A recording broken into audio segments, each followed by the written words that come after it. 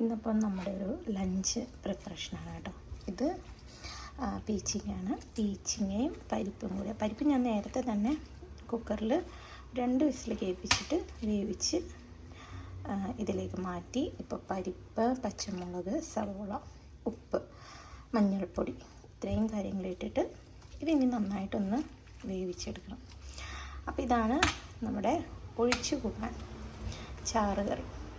അപ്പോൾ ഇത് ഇവിടെ ഇരുന്ന് വേവട്ടെ. നമുക്ക് അപ്പോഴേക്കും മൂടി വെക്കണ്ട ഞാൻ. ഇനി നമുക്ക് എന്താ ഇതിൽ ഞങ്ങൾ കൊച്ചിക്കാരുടെ മാത്രമല്ല എല്ലാവരുടെയാണ്, എന്നാലും കൊച്ചിക്കാരുടെ ഒരു സ്പെഷ്യൽ ഐറ്റമാണ് നമ്മൾ ഈ ചിങ്ങയും ചെമ്മീനും കൂടി ഇട്ടുള്ള മെഴുക്ക് വരട്ടി. നല്ല ചൂടാണ്. ഞാനപ്പോൾ നമ്മൾ സാധാരണ തന്നെ മെഴുക്ക് വരട്ടി ഉണ്ടാക്കുന്ന പോലെ തന്നെ ചെമ്മീനും സവാളയും ഒക്കെ നന്നായിട്ട് മൂപ്പിച്ച് പച്ചമുളകും വേപ്പിലയൊക്കെ ഇട്ട് ഉപ്പ്, മഞ്ഞൾപ്പൊടി, ആവശ്യത്തിന് ചതച്ച മുളകാണ് ഞാൻ മെഴുക്ക് വരട്ടികൾക്ക് യൂസ് ചെയ്യാറ്. അപ്പോൾ ഇത് ഒന്ന് വേവാൻ വെച്ചിട്ടുണ്ട്. അപ്പോൾ ഇതാണ് നമ്മളുടെ ഒരു മെഴുക്ക് വരട്ടി. ഇതൊന്ന് നമുക്കൊന്ന് മൂടി വെക്കാം കേട്ടോ. ഇനി അടുത്തൊരു ഐറ്റം ഞാൻ നിങ്ങൾക്ക് കാണിച്ചു തരാം. അടുത്ത ഐറ്റം ഫ്രോസനൊക്കെ വിട്ട് വരുന്നുള്ളൂ. നല്ല കക്ക ഇറച്ചി നമുക്ക് ഫ്രോസണായിട്ടൊക്കെ കിട്ടുക. ഫ്രഷായിട്ടൊന്നും നമുക്കിവിടെ ഒന്നും കിട്ടാറില്ല. അപ്പോൾ ഫ്രോസൺ ഇങ്ങനെ ഒന്ന് വിട്ട് വരുന്നുണ്ട്. അപ്പോൾ നമുക്ക് ഇതൊന്ന് നല്ല കരിമുര ഫ്രൈ ചെയ്തിട്ട്, അല്ല ഓരോരുത്തരും ഓരോ രീതിയിലാണ് ചെയ്യുന്നത്. തോരൻ വെക്കും, എന്താ പറയുക, മെഴുക്ക് വരട്ടി പോലെ ഉണ്ടാക്കും, റോസ്റ്റ് ഉണ്ടാക്കും. ഞാൻ കക്ക ഇറച്ചി കിട്ടിയിട്ടുണ്ടെങ്കിൽ എന്താ ചെയ്യുന്നത് വെച്ചാൽ നന്നായിട്ട് ക്രിസ്പി ആയിട്ട് വറുത്തെടുക്കും. അതിൻ്റെ കൂടെ എൻ്റെ ചെടികളൊക്കെ മുളച്ച് വരുന്നുണ്ട്. ഇത് തക്കാളി, ഇത് ക്യാപ്സിക്കം, ഇത് സ്ട്രോബെറി. മല്ലിയില ഒന്ന് വേണോ എന്ന് വിചാരിച്ച് നിൽക്കുകയാണ്.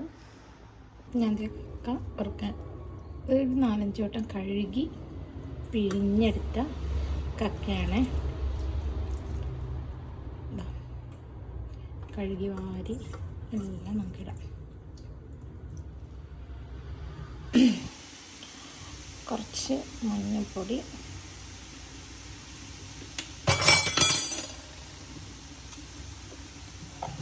പിന്നെ ഉപ്പ്,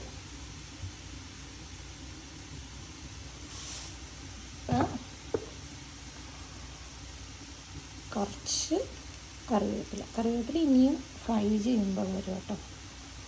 നമ്മൾ ഒരു 4-5 പച്ചമുളക് കീറിയതാണ്. അപ്പം അത് കൂടിയിട്ടിട്ട് നന്നായിട്ടൊന്ന് ഇളക്കി കൊടുക്കാം. ഒന്ന് വെള്ളം ഇതിലിരുന്നല്ല, ഞാൻ വേറെ വെള്ളമൊന്നും ഒഴിച്ചിട്ടില്ല. നന്നായിട്ട് വെള്ളം വറ്റുന്നത് വരെ നമ്മളൊന്ന് ഇളക്കി കൊടുക്കാം. അപ്പം ഇതിൽ തന്നെയാണ് നമ്മൾ എന്താ ചെയ്യുക, വറുക്കണത് കേട്ടോ. ഞാൻ വേറെ പാത്രത്തിലേക്കൊന്നും മാറ്റില്ല, ഇതിൽ തന്നെ വറുത്തും കൂടി എടുക്കും. കക്ക നമുക്ക് വറുക്കാൻ വേണ്ടിയിട്ടുള്ളതാണ്. ഞാനൊരു 4-5 അല്ലി വെളുത്തുള്ളി എടുത്തിട്ടുണ്ട്. അപ്പോൾ അതൊന്നും ആദ്യം ചതച്ചെടുക്കാം നമുക്ക്.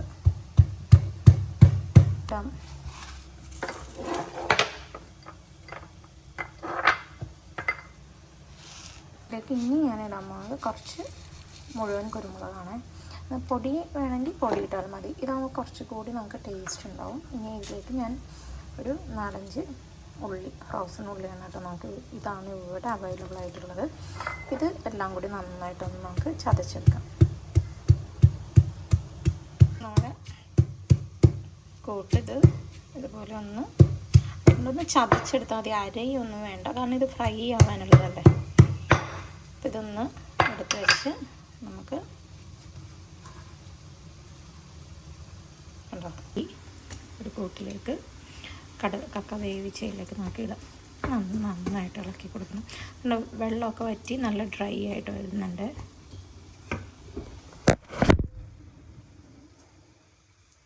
ഇതിലേക്ക് എന്താ ചെയ്യുകയെന്ന് വെച്ചിട്ടുണ്ടെങ്കിൽ കുറച്ച് വെളിച്ചെണ്ണ ഞാൻ നേരത്തെ ഒഴിച്ചു കേട്ടോ, കാണിക്കാൻ പറ്റിയില്ലേ.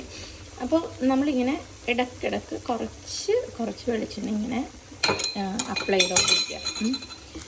നന്നായിട്ട് ഇളക്കി കൊടുക്കുക.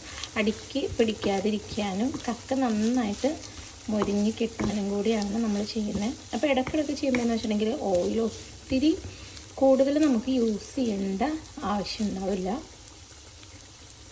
ഇതാ നമ്മൾ പീച്ചിങ്ങയും പരിപ്പും ചാറ് ഏറെക്കുറെ സെറ്റായിട്ടുണ്ട്. ഇനി നമുക്ക് ഇതിലേക്കുള്ള മെയിൻ കാര്യങ്ങൾ ചേർക്കാം. നമ്മൾ അച്ചിങ്ങ മെഴുക്ക് വരട്ടി ശരിയായി കേട്ടോ. വെള്ളമൊക്കെ വറ്റി നല്ലൊരു കോമ്പിനേഷനിൽ വന്നിട്ടുണ്ട്. ഇതാണ് ഇതിൻ്റെ ഒരു ഭാഗം. നല്ല ടേസ്റ്റാണ് കേട്ടോ. ഉണ്ടാക്കി നോക്കാത്തവർ ഉണ്ടാക്കി നോക്കൂ, അടിപൊളിയാണ്. ഇതിൻ്റെ കൂടെ നമുക്ക് ബീൻസോ കൂർക്കയോ ചേനയോ നമുക്ക് ഏത് വെജിറ്റബിൾസ് വേണമെങ്കിലും ഇട്ട് നമുക്കത് ചെയ്യാൻ പറ്റും. അപ്പം നമ്മുടെ കറികളെല്ലാം റെഡി ആയിട്ടുണ്ട്. ഇനി ഇത് കുട്ടിയിടുക കഴിക്കാം. ഇതിലേക്ക് ഇനി ഞാൻ നല്ല കട്ടിയുള്ള തേങ്ങാപ്പാൽ, നമുക്ക് ടിന്നിലാണ് തേങ്ങാപ്പാൽ കിട്ടുന്നത്, കോക്കനട്ട് ക്രീം. ഇതാണ് കേട്ടോ ഞാൻ യൂസ് ചെയ്യുന്നത്. നമുക്ക് ഫ്രഷ് തേങ്ങയും കാര്യങ്ങളൊക്കെ കിട്ടാൻ വേണ്ടി വേണം. എനിക്ക് തോന്നുന്നത് കുറച്ചും കൂടി ഈസിയും കൺവീനിയൻറ്റും നമുക്ക് ഇത് തന്നെയാണ്. ഇതാണ് നമ്മുടെ ചാറ്. ഇത് റെഡി ആയിട്ടുണ്ടെങ്കിൽ ഇതിലേക്ക് കുറച്ച് നമ്മൾ താളിപ്പെന്ന് പറയില്ലേ, താളിച്ചിടണം. എണ്ണയും ചൂടാക്കി കടുകും വറ്റൽമുളകും കറിവേപ്പിലയും കൂടെ താളിച്ച് നമ്മൾ ഇതിലേക്ക് ഇടും. നമ്മുടെ കക്ക ഏറെക്കുറെ ഫ്രൈ ആയി വരണ്ടേ. ഇത് കാണുമ്പോൾ അറിയാലോ, ഇതിങ്ങനെ ഒരു നല്ല ഒരു ഡാർക്ക് ബ്രൗൺ കളറിലേക്ക് മാറും.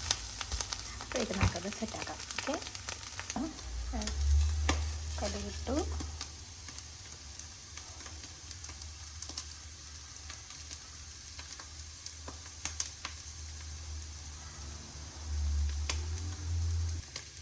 കടുകൊക്കെ പൊട്ടി നമുക്ക് ബാക്കിയുണ്ടെങ്കിൽ ഇതുപോലെ ഇട്ടേക്കാം. അത് കറിയൊക്കെ എടുത്ത് ഞാൻ പകർത്തി വെച്ചിട്ടുണ്ട്. നമുക്കിതിലേക്ക് ഒന്ന് ഇട്ടെടുക്കാം.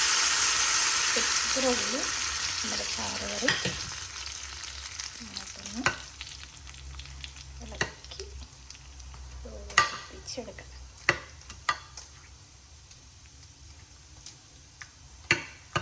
ഇതും അടിപൊളി ടേസ്റ്റാണ്. ഉണ്ടാക്കാത്തവർ ജസ്റ്റ് ഒന്ന് ഉണ്ടാക്കി പെട്ടെന്ന് നമുക്ക് ഉണ്ടാക്കാൻ പറ്റിയൊരു കറിയാണ് കേട്ടോ. ഇതിലേക്ക് ഞാൻ ഒരു സ്പൂൺ ഗരം മസാല ഇട്ട് കൊടുക്കുന്നുണ്ട്. ഇത് മാത്രമാണ് ഇതിലത്തെ ഫ്ലേവറിന് വേണ്ടിയിട്ടുള്ള കാര്യങ്ങൾ.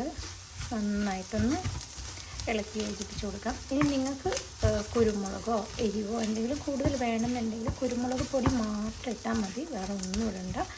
അതാണ് അതിൻ്റെ റിയൽ ടേസ്റ്റ്. അപ്പോൾ അതാ 1 മണി കറക്റ്റായിട്ടുണ്ട്. 1 മണി 1:10 പോകുന്നു ഇവിടെ. അപ്പം നമുക്ക് ഊണ് കഴിക്കാം അല്ലേ. അപ്പം എൻ്റെ കാര്യങ്ങളൊക്കെ സെറ്റായി. കക്ക ഫ്രൈഡായി, ചാറായി, ചിങ്ങായി. അപ്പം നമുക്കിനി ഊണ് കഴിക്കാം.